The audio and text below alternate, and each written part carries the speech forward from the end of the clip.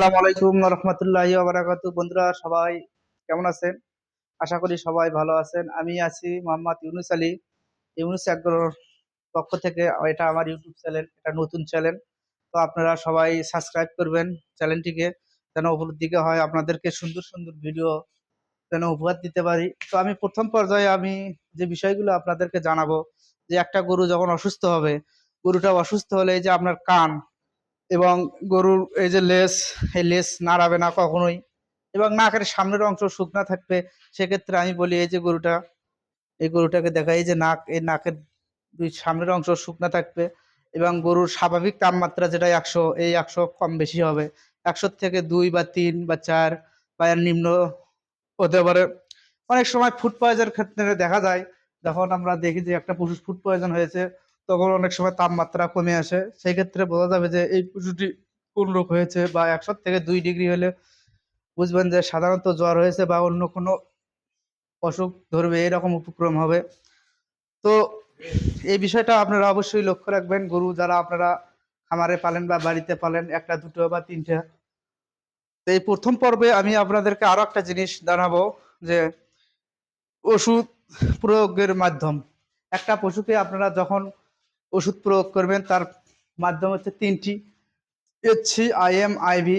HC হচ্ছে চামড়ার নিচে, এই যে চামড়া রয়েছে, এই যে চামড়া এখানে টান করে আপনারা এখানে ইঞ্জেকশন দিবেন, এটার নাম হচ্ছে এইচসি।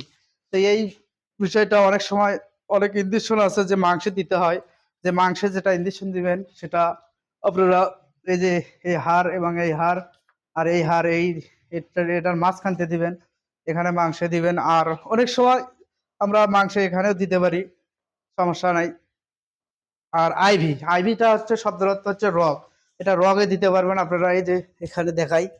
যখন আপনারা রগে দেখা করবেন, এখানে এই যে চামড়াটা এইভাবে নিয়ে দেখবেন যে এখানে একটা রগ ফুলে উঠবে, তখন আপনারা এখানে ইঞ্জেকশনটা পুশ করবেন।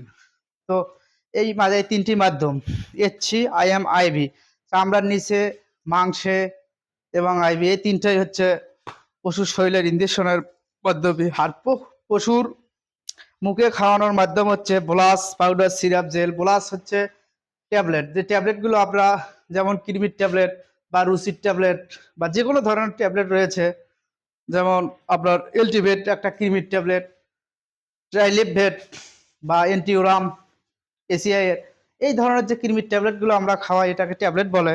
আর পাউডার, যেমন অনেক রুচির পাউডার রয়েছে, যেমন স্টোমাভেট, মনে করেন স্টোমাভেট। তারপরে আপনার হচ্ছে স্যালাইন আছে, ওরালাইট, যেটা পানির মাধ্যমে গুলে খাওয়ান লাগে। আর আপনার জাইমোভেট জাতীয় পাউডার, যে পাউডারগুলো রয়েছে, তো এই পাউডারগুলোকে বলা হচ্ছে পাউডার। আর সিরাপ, যে সিরাপগুলো, যেমন জিঙ্ক সিরাপ, যেসব ভেট স্কয়ার কোম্পানির, বা রেনাজিং, বা লিকুইড জাতীয় যেগুলো রয়েছে, যেমন হারমাজাইম, সেভেন অ্যাগ্রোভেটের, এই বিষয়গুলো আপনারা অবশ্যই লক্ষ্য রাখবেন যে এটা হচ্ছে সিরাপ। আর জেল, জেল জাতীয় যে বিষয়গুলো, যেমন মাল্টিভিট জেল বা এমভিট জেল, সেভেন অ্যাগ্রোভেটের। মাল্টিভিট জেল হচ্ছে আপনার ব্রিজ কোম্পানির, এটা খুব সুন্দর একটা প্রোডাক্ট। আর আমি আপনাদেরকে বলি যে পশুর শরীরের যে স্প্রেগুলো আপনারা করেন, সেই স্প্রেগুলোর মাধ্যম আমি জানাবো, যে একটা স্প্রে কিভাবে করবেন। যে স্প্রে, যে অনেক সময় এরকম ভাবে স্প্রে গুলো এইভাবে করে দেন, নাক মুখ বাদে অনেক স্প্রে রয়েছে, তো এই স্প্রে গুলো করে দিবেন আপনাদের। এই যে নাক, এই নাক, চোখ, মুখ, এগুলো বাদে আপনারা স্প্রে গুলো করে দিবেন, তাহলে পশুটি সেফ থাকবে